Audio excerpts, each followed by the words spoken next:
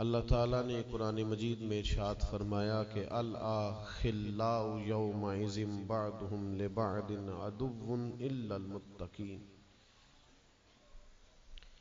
فرمایا بڑے گہرے دوست بھی قیامت والے دن دشمن بن جائیں گے سوائے ان کے جو پرہیزگار ہوں گے۔ پرہیزگار لوگوں کی دوستیاں قیامت والے دن بھی قائم رہیں گی، باقی جو گہرے ترین دوست ہوں گے وہ قیامت والے دن دشمن بن جائیں گے۔ الا المتقین، سوائے پرہیزگاروں کے۔ دنیا میں آپ کو کوئی شخص ایسا نہیں ملے گا جس کا کوئی دوست نہ ہو، اور وہ لوگ بھی بڑی کثرت سے ملیں گے جو دوستوں کا شکوہ بہت کرتے ہیں۔ دوستیاں لگانا، دوست بنانا، تعلقات استوار کرنا یہ منع نہیں، شرط یہ ہے کہ دوستی اللہ تعالیٰ کی رضا کے لیے لگائی جائے۔ ہمارے ہاں جتنی تیزی کے ساتھ دوستیاں لگتی ہیں اس سے زیادہ تیزی کے ساتھ دوستیاں ٹوٹ جاتی ہیں۔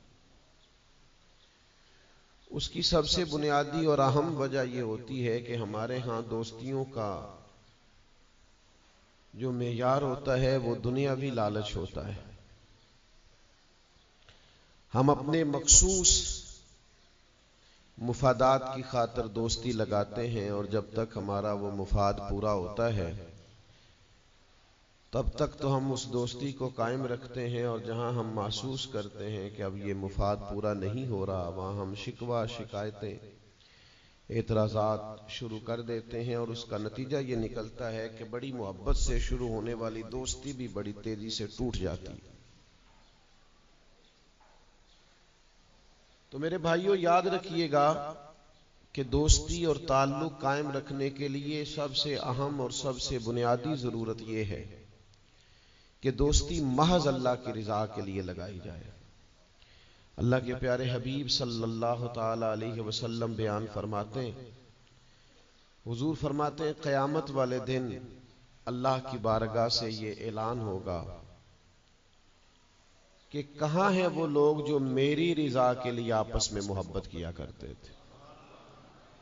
رب فرمائے گا جب آج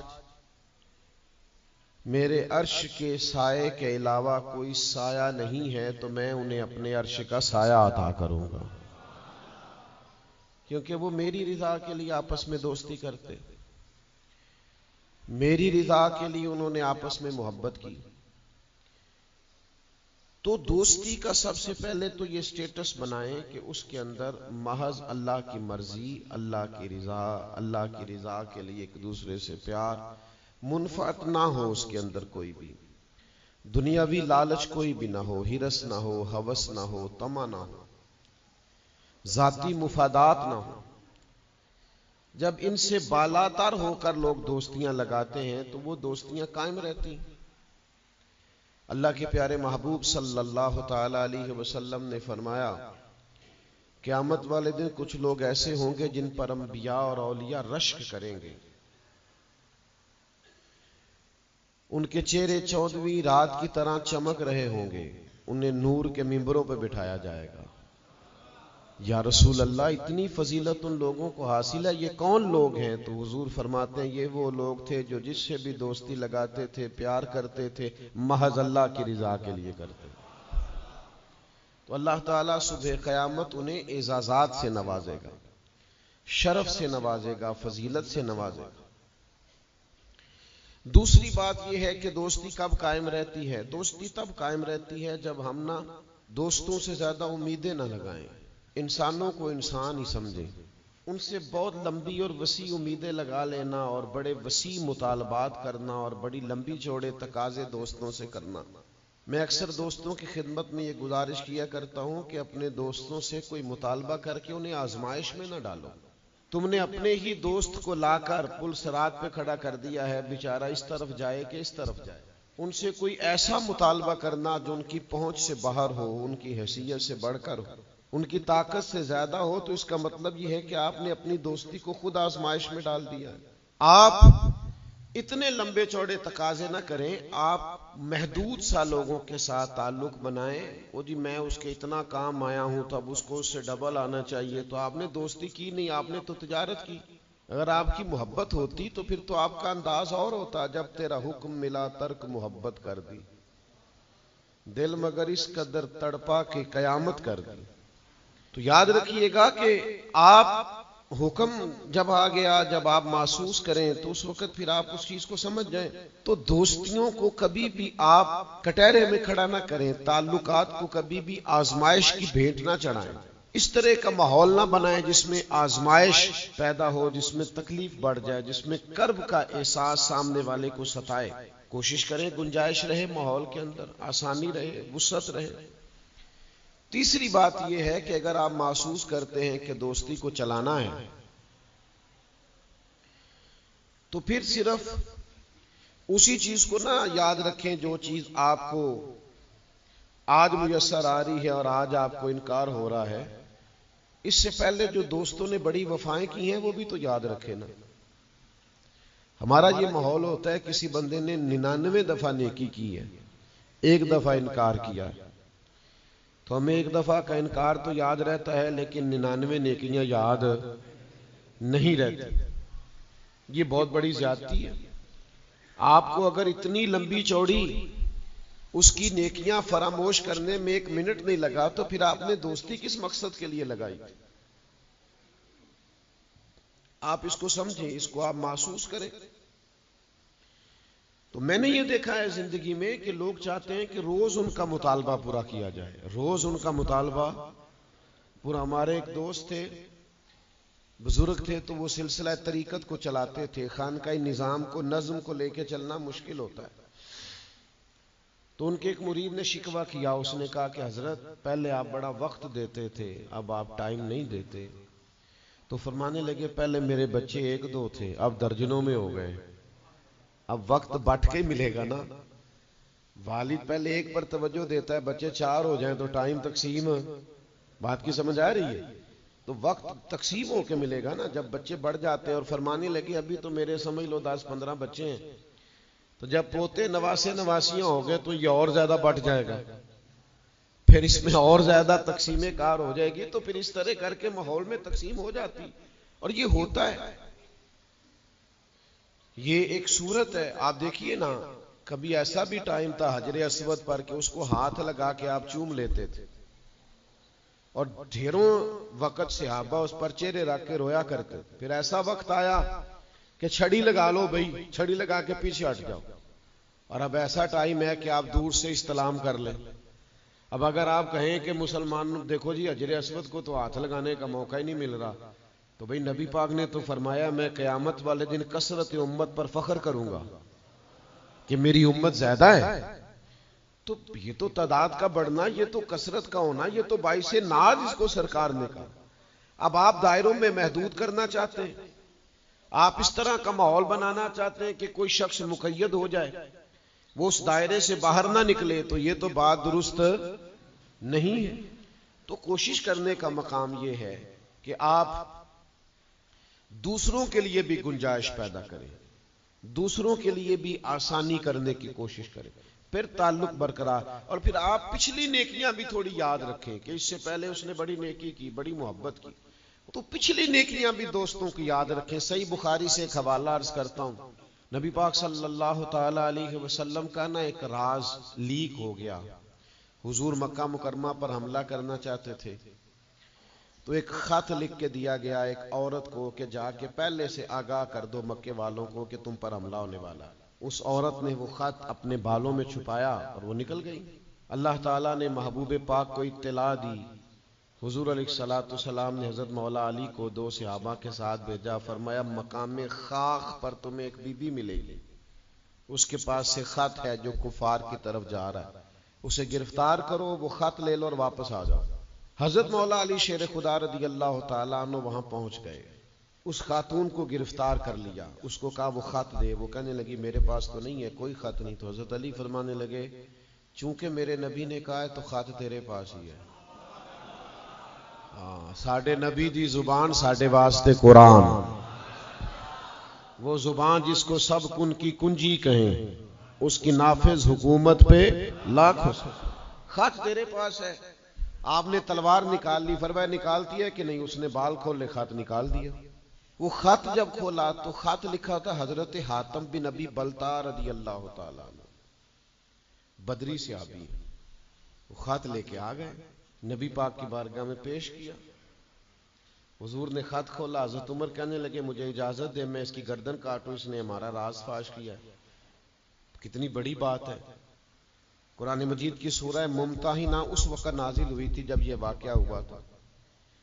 اللہ کے حبیب علیہ السلام نے فرمایا عمر ٹھہر جا، اتنی جلدی نہ کر، اس بندے کی وفات تو دیکھ، یہ بدر میں بھی تلوار لے کے ہمارے ساتھ گیا تھا، بدری صحابی ہے.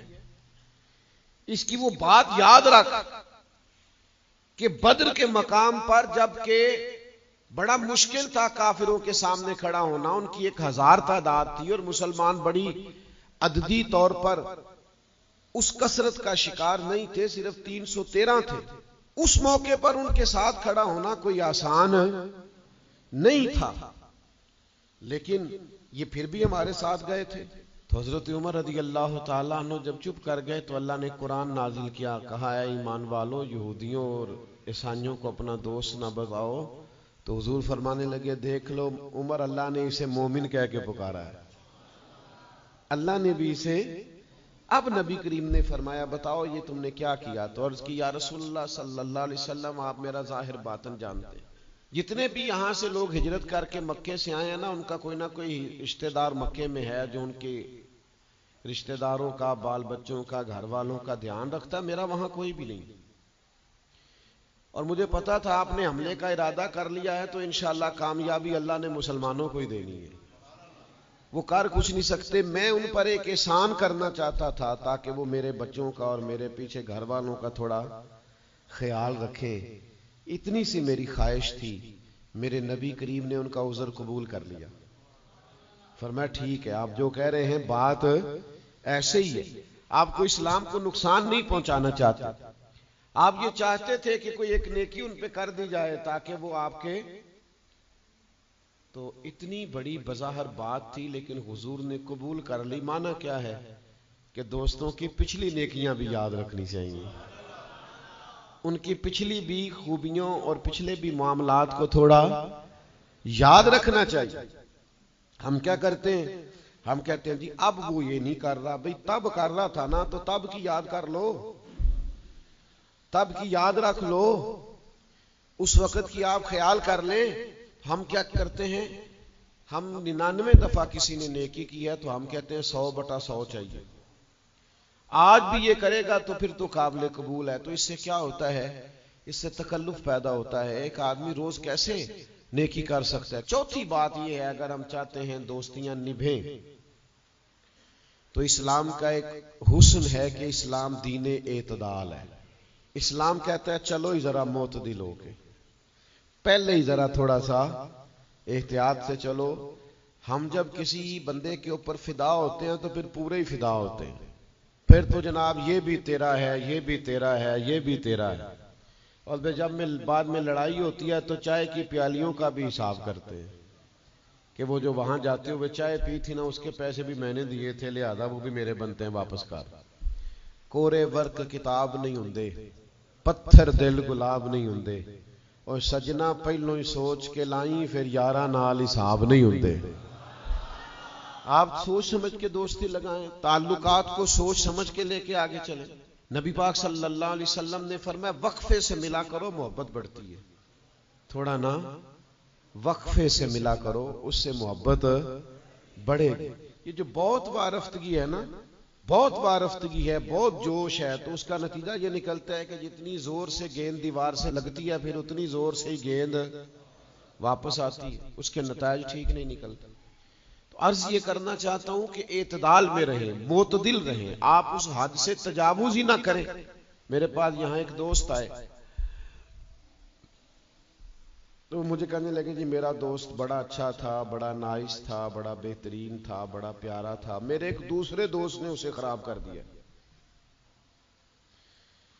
تو میں نے کہا وہ دوسرا دوست، میں سمجھا نہیں. کہنے لگے یہ میرا پرانا دوست تھا جس نے اسے خراب کیا، اور جسے کیا وہ نیا تھا 2-4 سال. اس کی میں نے دوستی لگائی تھی، اب وہ دونوں ڈائریکٹ ہو گئے اور مجھے انہوں نے بیچ میں سے نکال دیا ہے. تو میں نے کہا یہ تو اکثر ہوتا ہے، پہلی دفعہ تو نہیں ہوا، اس طرح تو ڈھیر دفعہ ہوتا ہے. کہنے لگے میں کروں کیا، میں نے بڑا شور کیا ہے، ان کو اپنے احسان بھی یاد کرائیں پر وہ مانتے نہیں. میں نے کہا اب حل ہے نا، تھوڑا چپ کر جا کچھ عرصے کے لیے، تھوڑی خاموشی اختیار کر. جو چپ کر جاتا ہے وہ بھی بچ جاتا ہے. اگر تم چاہتے ہو کہ یہ دوستی پھر سے بحال ہو جائے تو زیادہ شکوے نہ کرو، زیادہ شکایتیں.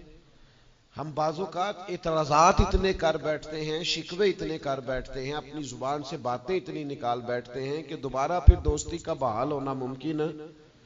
ایک حدیث یاد رکھیں گے اگر سناؤں آپ کو تو؟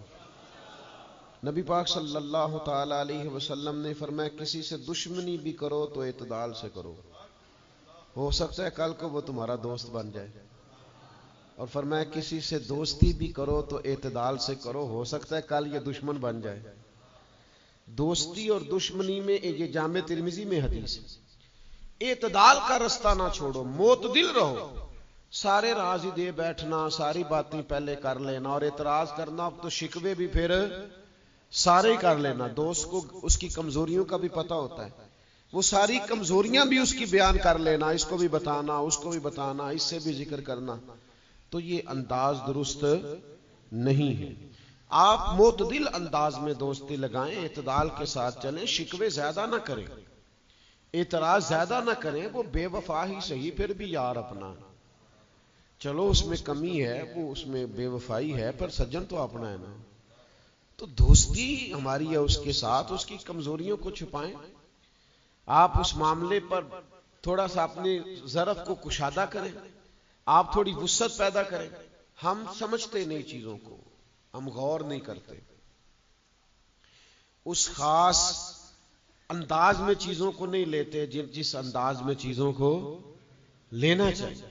ہماری ذاتی کمزوریاں ہوتی ہیں اور ہم ان کمزوریوں کو دوسروں پہ ڈال دیتے ہیں، کہتے ہیں وہ بے وفا نکل آیا. بھئی آپ بھی حد سے زیادہ فریفتہ تھے، اب آپ ہی حد سے زیادہ اعتراض کر رہے ہیں. حضور نے فرمایا جس کی تعریف کر لو پھر دوبارہ اس پر کبھی تنقید کر جو بیٹھے ہیں، تعریف تو ختم ہو گئی بات. پھر تھوڑی چشم پوشی کرو، انسانوں میں کمیاں بھی ہوتی ہیں. تو دوستی کو صحیح طور پر آگے لے جانے کے لیے چھٹا سبق یہ ہے کہ تھوڑی سی نا عادت عیب پوشی کی بھی بنائیں. تھوڑا پردہ پوشی کا مزاج ہو تو پھر بھی ذرا دوستی آگے. سمجھ آ رہی ہے بات کی؟ تھوڑی سی نا نظر عیب پوشی والی بھی. کچھ لوگوں کی تنقید کی آنکھیں اتنی زیادہ کھلی ہوتی ہیں کہ وہ بیچارے کسی جگہ بھی تعلق نہیں رکھ سکتے، جہاں جاتے انہیں کمیاں ہی کمیاں نظر آتی، خامیاں خامیاں نظر آتی. ان کا مزاج ہی نہیں ہوتا کسی عیب کو چھپانے کا. تو آپ جس جگہ پہ موجود ہیں، جس جگہ آپ کے تعلقات ہیں، جہاں دوستی ہے، جہاں محبت ہے، وہاں تھوڑا سا عیب پوشی کا بھی مزاج ہونا چاہیے. نبی پاک علیہ السلام نے فرمایا تو کسی مسلمان کی دنیا میں پردہ پوشی کر دے، اللہ قیامت والے دن تیری پردہ پوشی فرما دے.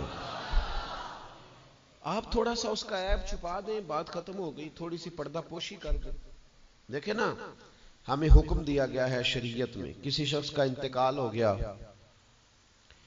اب کچھ لوگ اس کے غسل میں شریک ہیں، تو ان کو حکم یہ ہے کہ اگر تم نے کوئی اچھی بات دیکھی نا، خوبی دیکھی، چہرہ کھل گیا ہے، جسم تر و تازہ ہے، تو یہ سب کو بتاؤ. اور اگر تم کچھ ایسی چیز دیکھو کہ بیماری کی وجہ سے جسم اکڑ گیا ہے یا کسی وجہ سے چہرے پہ کوئی سیاہی آ گئی، جو کسی سے ذکر نہ کرو. جانے والے کے لیے تم اچھی چیزوں کو تو بیان کرو لیکن نقائص کو کبھی بھی بیان نہ کرو. اور نبی پاک علیہ السلام نے فرمایا اذکروا محاسن موتاکم، جب تم میں سے کوئی دنیا سے چلا جائے تو اس کی اچھی اچھی باتوں کا بیان کرو، اس کی اچھی اچھی باتوں کا ذکر کرو، اس کی خیر والی باتیں ڈھونڈ کے لوگوں کو سناؤ. یہ خوبی پائی جاتی تھی، یہ خوبی پائی جاتی تھی، یہ خوبی پائی جاتی تھی. میں تھوڑے دنوں کی بات ہے، ایک جگہ پہ میں حاضر تھا، تو ایک صاحب وہاں اپنے ہی دوستوں کے کسی جھوٹ کا ذکر کر رہے تھے اور وہ کہتے ہی جا رہے تھے بڑا غلط ہے، بڑے جھوٹ بولتا ہے، بڑے جھوٹ بولتا ہے، بڑے جھوٹ بولتا ہے۔ تو ایک آدھ دفعہ میں نے ان سے کہا کہ چلیں چھوڑے، کوئی اور موضوع بھی ڈسکس کریں۔ پھر نے کہا جی وہ بے وفا بھی بڑا ہے، مطلب پرست بھی بڑا ہے۔ پھر میں نے کہا چلیں کوئی اور موضوع بھی چھیڑیں۔ انہوں نے کہا نہیں جی وہ بندہ ہی بڑا غلط ہے۔ میں نے ان سے کہا ایک بات کروں؟ کہنے لگے کر لے۔ میں نے کہا آپ کو اس سے پیار بڑا ہے۔ کہنے لگے وہ کیسے؟ میں نے کہا آپ اس کا موضوع چھوڑنے کو تیار ہی نہیں۔ یہ جو آپ شکوہ کر رہے ہیں نا، اس کو نچوڑے نا تو اس کے اندر سے محبت چھلکتی ہے۔ آپ اس کا موضوع چھوڑنے کو تیار ہیں۔ یہ جو ہر بات پہ اب کبھی آپ کہتے ہیں جھوٹا بڑا ہے، کبھی کہتے ہیں بدعہد بڑا ہے، کبھی آپ کہتے ہیں وہ مطلب پرست بڑا ہے، تو 3-4 دفعہ آپ سے کہا موضوع بدل دیں تو نہیں نہ بدل رہے۔ اس کا مطلب یہ ہے کہ آپ کو اس شخص سے محبت۔ تو یہ جو آپ شکوے کر رہے ہیں نا بار بار، اسے بھی نچوڑیں تو اس کے اندر سے محبت چھلک رہی ہے۔ وہ جو باپ بار بار کہتا ہے نا فلانا منڈا میرا بڑا نافرمان ہے، تو اصل میں والد کو پیار ہوتا ہے۔ وہ بار بار جو اس کا ذکر کرتا ہے، بار بار لوگوں کے سامنے، اچھا بچہ کہہ رہا ہوتا ہے مجھے بدنام کر رہے ہیں، یہ دیکھیں جی بار بار ہر جگہ سے یہ میری شکایتیں کرتے ہیں۔ تو اصل بات کیا ہوتی ہے؟ اصل بات یہ ہوتی ہے کہ اس بندے کو اس سے محبت بہت زیادہ ہے، وہ چاہتا ہے اس پیار کے سبب سے، اس محبت کی وجہ سے کہ وہ بار بار اس کا ذکر کرے، بار بار اس کا تذکرہ کرے، تو تھوڑی عیب پوشی کا مزاج بنائیں، تھوڑا درگزر کی طبیعت بنائیں، تھوڑا ماحول کے اندر اس طرح کا مزاج لے کے آئے۔ ہم دوستوں سے میں اکثر ایک بات کرتا ہوں، ہم نہ صرف خامیاں یاد رکھتے ہیں، خوبیوں کا ذکر نہیں کرتے۔ اس کا نتیجہ یہ نکلتا ہے کہ ہماری دوستیاں تیزی سے ختم ہوتی ہیں، تعلقات زیادہ دیر پا ہوتے نہیں، چلتے نہیں۔ ہمیں کرنا یہ ہے کہ ہمیں اللہ کی رضا کے لیے دوستی کرنی، اللہ کی رضا کے لیے لوگوں سے پیار کرنا، اللہ کی رضا کے لیے اللہ کے بندوں کی باتیں سننی، اللہ کی مخلوق سمجھ کے لوگوں کی خوبیاں دیکھنی، اللہ کے بندے سمجھ کے ان کے اندر پائی جانے والی باتوں کو ہم نے اخذ کرنا۔ اگر ہم تعلقات میں لالچ لائیں گے، ذاتیات لائیں گے، زیادہ امیدیں لگائیں گے، اس کا نتیجہ ٹھیک۔ ایک بزرگ غریب تھے پھر امیر ہو گئے، تو کسی نے ان کو مبارک دی کہ بڑی بات ہے آپ کو اللہ نے بڑے پیسے دیے ہیں، تو فرمانے لگے یار پہلے جو یار تھا وہ میرا دوست تھا، اب تو ڈھیر سارے لوگ میری جیب کے دوست ہیں، اب تو جیب کا رشتہ ہو گیا ہے لوگوں کا، ڈھیر سارے لوگوں کا۔ تو دوستیوں میں اخلاص لائیں، خلوص لائیں، ساری زندگی یہ طے کریں کہ میں نے دوست کے کام آنا ہے، پر میں نے دوست کو کام کہنا نہیں، میں نے اس کی خدمت کرنی ہے لیکن کبھی اسے اپنی خدمت کے لیے مجبور، جس حد تک ہو سکے اس کی مدد کرنی ہے لیکن کبھی اسے اس تکلیف میں ڈالنا، یہ مزاج پیدا کریں۔ آپ کو اس دوستی میں روحانیت محسوس ہوگی، اس تعلق کے اندر آپ کو ٹھنڈک محسوس ہوگی، لیکن جب شائبہ ایک نقطے کا بھی ذاتی لالچ کا آ جائے گا نا، پھر اس میں ٹھنڈک نہیں رہے گی، اس میں وہ خوبی نہیں رہے گی جو کہ ہونی چاہیے۔ اللہ تعالی ہمیں سمجھنے کی توفیق دے۔